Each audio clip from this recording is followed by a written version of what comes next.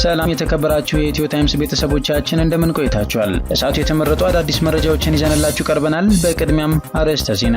ዶክተር ደብረጽዮን ገብረ ሚካኤል የሚመሩት ህወሓት የፌዴራል መንግስት የትግራይ ግዛቶችን በኃይል የያዙ የታጠቁ ኃይሎችንና ሰፋሪዎችን በአስቸኳይ እንዲያስወጣ ዛሬ በድጋሚ ጠየቀ። ቡድኑ ተቀዳሚ አጀንዳው በኃይል የተያዙ ግዛቶችን ማስመለስና የህዝቡን ህልውና ማረጋገጥ መሆኑን በመግለጫው ጠቅሷል። ተጨማሪ አለን።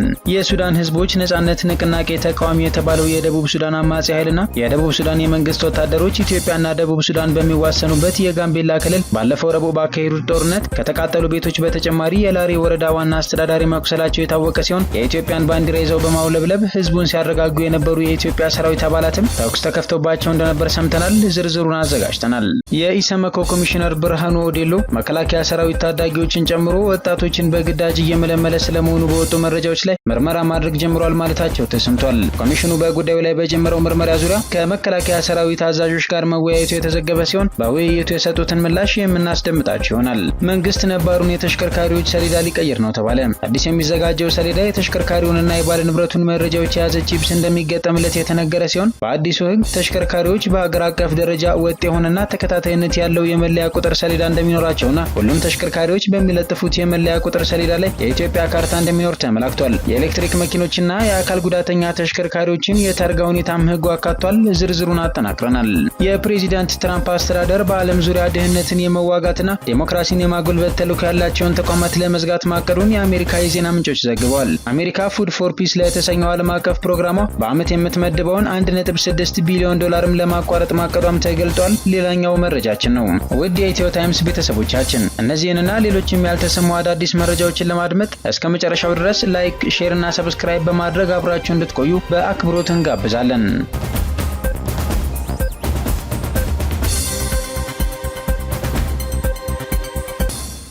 የኢሰመኮ ኮሚሽነር ብርሃኑ ኦዴሎ መከላከያ ሰራዊት ታዳጊዎችን ጨምሮ ወጣቶችን በግዳጅ እየመለመለ ስለመሆኑ በወጡ መረጃዎች ላይ ምርመራ ማድረግ ጀምሯል ማለታቸውን ሪፖርተር ዘግቧል።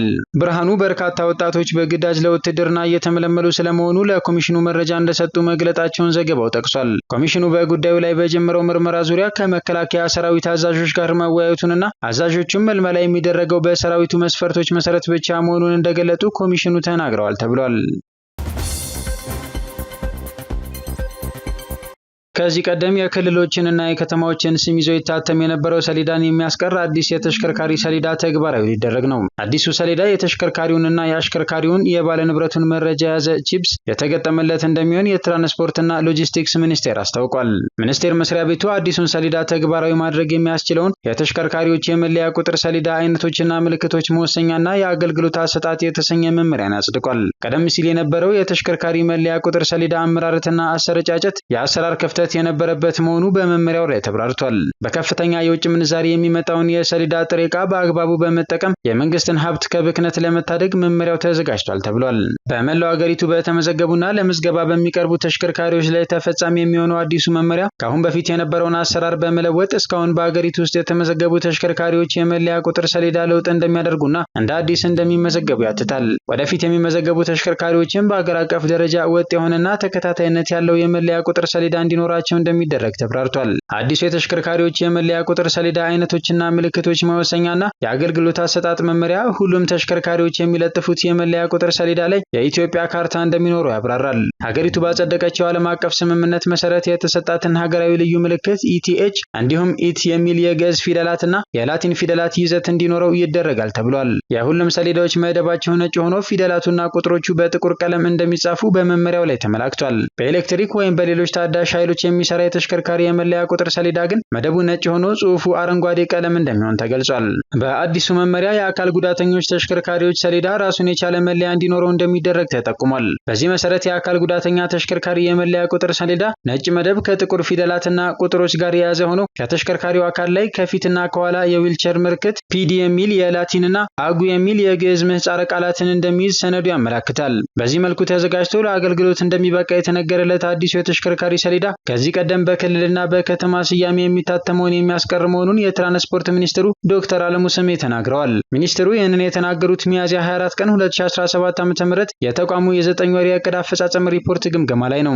ሰሌዳ አንድን መኪና ከሌላ መኪና መለያ እንጂ የክልል ባህል መግለጫ አይደለም ሲሉ ሰሌዳው ላይ ክልል የሚለይ ጽሑፍ አንጽፍም በማለት ተናግረዋል። አዲሱ የተሽከርካሪ ሰሌዳ ላይ የሚታተመው የክልል ስያሜ ቀረ ማለት ክልሎች ከተሽከርካሪዎቹ ያገኙት የነበረው የአገልግሎት ገቢ ይቀራል ማለት እንዳልሆነ አለሙ ስሜ ተናግረዋል። እንደ ሚኒስትሩ ማብራሪያ ከሆነ ተግባራዊ ይደረጋል የተባለው ሰሌዳ ከተሽከርካሪው ላይ መፈታት እንዳይችል ሆኖ የሚመረት ነው። ይህ የአንዱን መኪና ታርጋ አንዱ መኪና ላይ መለጠፍ እንዳይቻል ያደርጋል ተብሏል። አዲሱ የተሽከርካሪ ሰሌዳ ላይ የሞተር ቁጥር፣ የአሽከርካሪው አድራሻና ሌሎች መረጃዎችን የያዘ ቺፕስ እንደሚኖረው መረዳት ይቻላል። ይህንን መረጃ ከተፈቀደለት አካል ውጪ ማንም ሊመለከተው የማይችል መሆኑንም ዶክተር አለሙ አብራርተዋል። ሰሌዳው ሲመረት ለቁጥጥርና ለምዝገባ ዓላማ የሚያገለግሉ መረጃዎችን የሚሰጡ ሚስጥራዊ ምልክቶችን እያንዳንዱ የሰሌዳ አይነት የያዘ እንደሚሆን በተሽከርካሪዎች የመለያ ቁጥር ሰሌዳ አይነቶችና ምልክቶች መወሰኛና የአገልግሎት አሰጣጥ መመሪያ ይገልጻል። ልዩ መግለጫ ያለው የተለየ የመለያ ቁጥር ሰሌዳ የሚጠይቅ ሰው ሚኒስትሩ እንደ ሁኔታው በልዩ ሁኔታ ሊሰጠው እንደሚችልም ተመላክቷል።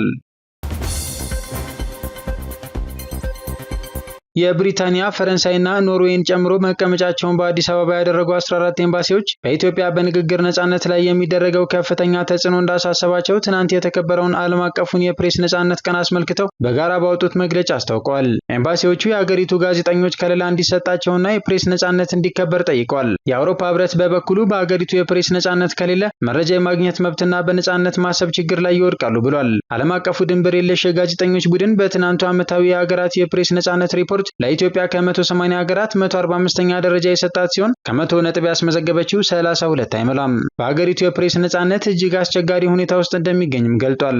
የዓለም የፕሬስ ነጻነት ቀን በየዓመቱ ሚያዝያ 25 ቀን 2017 ዓ.ም መከበሩን አስመልክቶ ከ180 ሀገራት መካከል 145ኛ ደረጃ ላይ እንደምትገኝ ጠቁሟል። በኢትዮጵያ ሀሳብን በነጻነት የመግለጽ መብት ከፍተኛ ጫና እየደረሰበት እንደሚገኝ አስተውለናል። የኢትዮጵያ መንግስት የሚከተላቸው የልማት ግቦችንና የኢኮኖሚ ማሻሻያዎችን ለማሳካት የፕሬስ ነጻነት ትልቅ ሚና ይጫወታል ሲል ምክር ሀሳቡን አስቀምጧል። ኢትዮጵያ በዘንድሮ በዓለም የፕሬስ ነጻነት መመዘኛ ደረጃ ባለፈው ዓመት ከነበረችበት በ4 ደረጃ አሽቆልቁላ ከ180 ሀገራት መካከል 145ኛ ደረጃ ላይ እንደምትገኝ ቡድኑ በሪፖርቱ አመላክቷል። አምና ኢትዮጵያ ከ180 ሀገራት ውስጥ 141ኛ ደረጃ ላይ ተቀምጣ የነበረ ቢሆንም ዘንድሮ 4 ደረጃዎችን በማሽቆልቆል 145ኛ ደረጃ ላይ ተቀምጣለች። ኖርዌይ በዓለም አንደኛ የፕሬስ ነጻነት ያለባት ሀገር ተብላ 92.31 ስታስመዘግብ ኤርትራ የመጨረሻ ደረጃን በመያዝ 11.32 በማስመዝገብ የመጨረሻውን 180ኛ ደረጃ ይዛለች ተብሏል። በተያዘው በ2025 ዓ.ም ምንም አይነት ግድያ በኢትዮጵያ ጋዜጠኞች ላይ አልተፈጸመም ያለው ተቋሙ 5 ጋዜጠኞች ግን በእስር ላይ እንደሚገኙ አስታውቋል። በትግራይና በአማራ ክልሎች በተካሄደው ጦርነት የመንግስትን አቋም ያልደገፉ በርካታ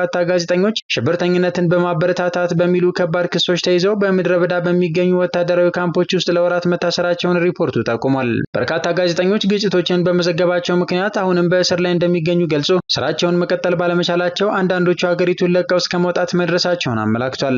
ሪፖርቱ በግጭትና የእርስ በርስ ጦርነት ከፍተኛ ጉዳት የደረሰባት ኢትዮጵያ ከቅርብ ጊዜ ወዲህ በፕሬስ ነጻነት ያስመዘገበችው እድገት ተቀልብሷል ብሏል። በጎርጎሮሳውያኑ 2022 የትግራይ ጦርነትን በይፋ ያጠናቀቀውን የፕሪቶሪያ የሰላም ስምምነት ተከትሎ በአማራ ክልል የተቀሰቀሰው ግጭት በጋዜጠኞች ዘንድ የበቀል እርምጃ ይወሰድብናል የሚለውን ስጋትና ፍራቻ እንዳባባሰው አመላክቷል። በጦርነቱ ላይ ያለውን ሁኔታ ለመቆጣጠር ሲባል በታጣቂዎችም ሆነ በመንግስት አካላት የሚካሄደው ፕሮፓጋንዳ በማህበራዊ ሚዲያው ላይ የሐሰተኛ መረጃ መስፋፋትን ፈጥሯል ብሏል። በመንግስት በኩልም የግጭቶቹን ሁኔታ ለመቆጣጠር በማሰብ የፋክት ቼኪንግ መድረክ መፍጠሩን ገልጾ ሆኖም መድረኩ በመሰረታዊነት የመንግስትን መልእክት ለማስተላለፍ የሚያገለግል የሐሰት መረጃዎችን በመጠቀም ተቃዋሚዎችን ለማጣጣል እንደሚያገለግል አስታውቋል። በጎርጎሮሳውያኑ በ2021 የጸደቀው አዲሱ የመገናኛ ብዙሃን አዋጅ ለጋዜጠኞች ይበልጥ ጥበቃን እየሰጠ ይሁን እንጂ በተግባር የጋዜጠኞችን እስር አላስቀረም ሲል ሪፖርቱ ጠቅሷል። ሪፖርቱ አክሎም የጸረ ሽብርተኝነት ህጉና በቅርቡ የጥላቻ ንግግርን አስመልክቶ የወጣው ህግ በጣም አሻሚ የሆኑ ድንጋጌዎችን ያካተቱ መሆናቸውን ጠቅሶ ህጎቹ ከባባድ የእስር ቅጣቶችን የሚያስከትሉና በግልጽ የሚናገሩ ጋዜጠኞችን ለማፈን ሊያገለግሉ ይችላሉ ብሏል።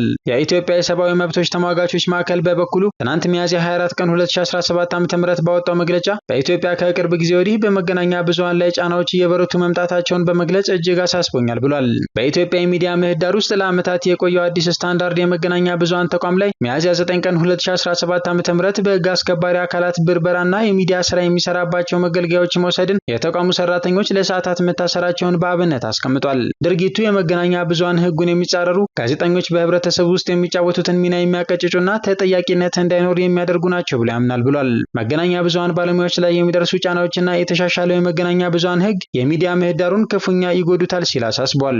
አዲስ ስታንዳርድ ፖሊስ በተቋሙ ላይ ያካሄደው ብርበራ በኢትዮጵያ የመረጃ ደህንነት ጥበቃ ላይ የተቃጣና ወደፊት መደገም የሌለበት ነው ሲል በሳምንቱ አጋማሽ ሚያዝያ 22 ቀን 2017 ዓ.ም ባወጣው ርዕሰ አንቀጽ አቋሙን ማንጸባረቁ ይታወቃል። ተጠያቂ አልባነትን እንቃወማለን ሲል በርዕሰ አንቀጹ የገለጸው አዲስ ስታንዳርድ ለዚህም የማስጠንቀቂያ ደወሉንም እናሰማለን ሲል ማስታወቁን በዘገባው ተካቷል። የአዲስ ስታንዳርድ ላይ የተፈጸመው ብርበራ ከቅርብ ጊዜያት ወዲህ የኢትዮጵያ መንግስት ነፃ ሚዲያዎችን ዝም ለማሰኘት እያካሄደ ያለው ዘመቻው አካል ነው። የተቋሙን የኤሌክትሮኒክስ መሳሪያዎች መውሰዱ በውስጣቸው የሚገኙ ከስራ ጋር የተያያዙና የግል መረጃዎች አላግባብ ጥቅም ላይ ሊውሉ የሚችልበት እድል ከፍተኛ ነው ሲል የጋዜጠኞች መብት ተሟጋቹ ተቋም ሲፒጄ ባወጣው መግለጫ መኮንኑን መዘገባችን ይታወሳል። ፖሊስ በአዲስ ስታንዳርድ ላይ ባደረገው ብርበራ በወሰዳቸው የኤሌክትሮኒክስ መሳሪያዎች ውስጥ የሚገኙ ከስራ ጋር የተያያዙና የግል መረጃዎች አላግባብ ጥቅም ላይ ሊውሉ ይችላሉ ሲል የጋዜጠኞች መብት ተሟጋች የሆነው ተቋም ሲፒጄ ሚያዝያ 14 ቀን 2017 ዓ.ም ባወጣው መግለጫ ስጋቱን አመላክቷል። ከዚህ በፊት የጋዜጠኞች ደህንነት ግምገማ በማካሄድ የሚታወቀው ዓለም አቀፉ የሚዲያ ተቋም አይኤምኤስ ባወጣው ሪፖርት ላይ በኢትዮጵያ በጎርጎሮሳውያኑ አቆጣጠር በ2024 ብቻ 43 ጋዜጠኞች ለእስርና ለእገታ መዳረጋቸውን ማስታወቁን መዘገባችን አይዘነጋም።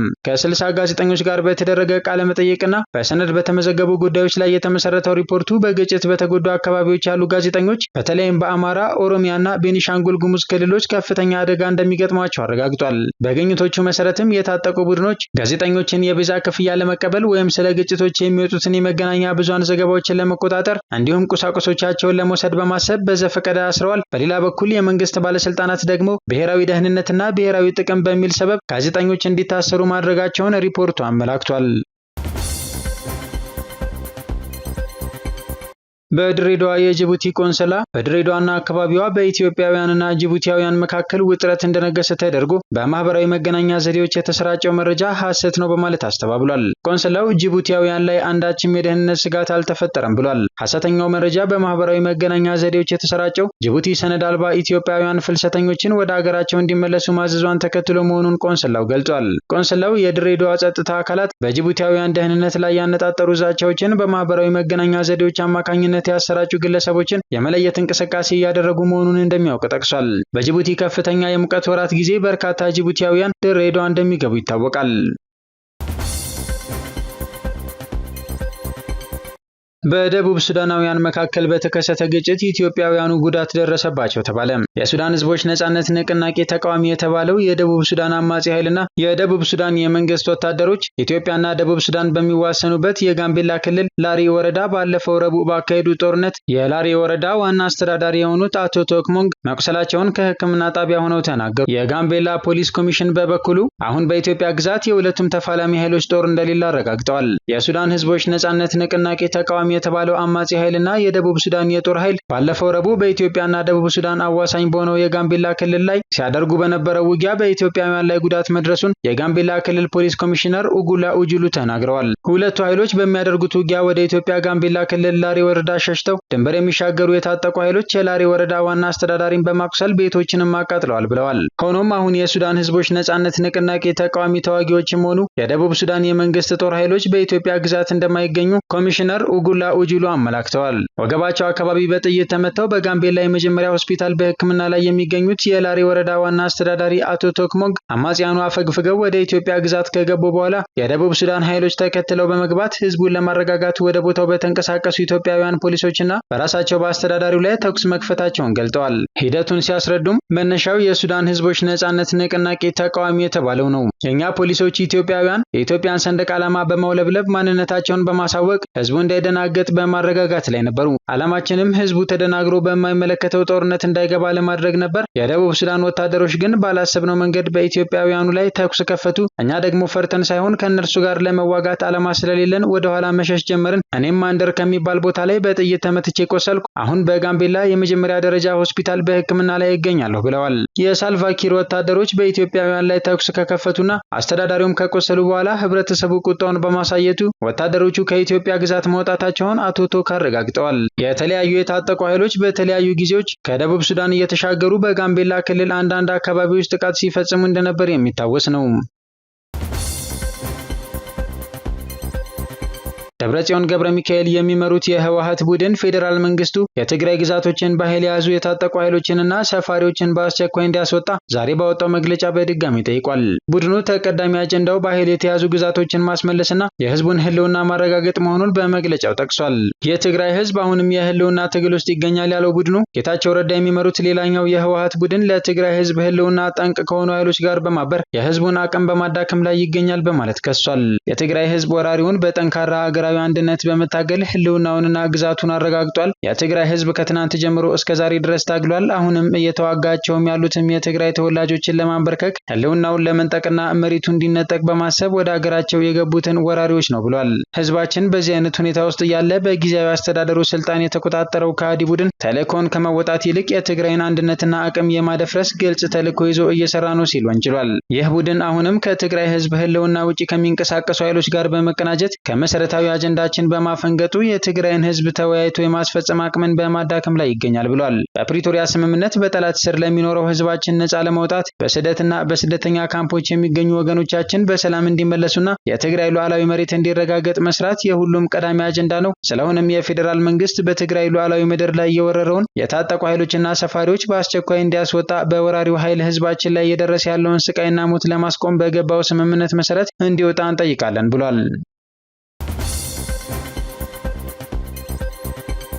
ከወደ ፋኖ የተገኘ መረጃ እንደሚያመላክተው የአማራ ፋኖ በወሎ ቤተ አምሐራ በቀጠለው ጦርነት በላስታ አሳምነው ኮር ስር በኮማንዶ ዘላለም ሲሳይ የሚመራው ተከዜ ክፍለ ጦር ሚያዝያ 24 ቀን 2017 ዓ.ም አመሻሽ 10 ሰዓት አካባቢ መነሻውን ግዳን ወረዳ ሙጃ ማርያም አድርጎ ደንሳ ከተማ ላይ የሚገኙ ወጣቶችን አፈሳ ለማካሄድ አስቦ ተንቀሳቅሷል ሲል የገለጸውን የመንግስት ሰራዊት በንቃት ሲከታተሉት የነበሩት ተከዜ ክፍለ ጦር ሻለቃ አንድና ልዩ ዘመቻ ፋኖች ደንሳ ከተማ ዙሪያውን በማተት በሰራዊቱ ላይ ጥቃት ሲፈጽሙ እንዳመሹና አንድ ፓትሮል መኪና ሙትና ቁስለኛ ማድረጋቸውን የገለጸ ሲሆን በዚህ ውጊያም ከመንግስት ሰራዊት መካከል አንድ ከፍተኛ አመራር እንደተሰዋ ገልጾ ጦሩ አሁን ላይ ሙጃ ማርያም የሚገኙ ወጣቶች ላይ አፈሳ እያካሄደ ይገኛል ሲል የአማራ ፋኖ በወሎ ቤተ አምሐራ ላስታ አሳምነው ኮር ህዝብ ግንኙነት ኃላፊ ፋኖ ቢሆነኝ ቢያበየን ገልጿል። የሶማሊያው የአልሸባብ ታጣቂዎች በኬንያዎቹ ላሙና ጋሪሳ ግዛቶች አዋሳኝ በሚገኝ ጫካ ውስጥ በደፈጣ ጥቃት 5 የኬንያ ፖሊሶችን መግደላቸውን የአገሪቱ የዜና ምንጮች ዘግበዋል። በቡድኑ ጥቃት ሌሎች 5 ፖሊሶች እንደቆሰሉ ዘገባዎቹ ጠቅሰዋል። ቡድኑ ጥቃቱን የፈጸመው ፖሊሶች መጠነ ሰፊ ጥቃት ለማድረስ አቅደዋል ያሏቸውን የአልሸባብ አባላት በማሰስ ላይ ሳሉ ነው ተብሏል።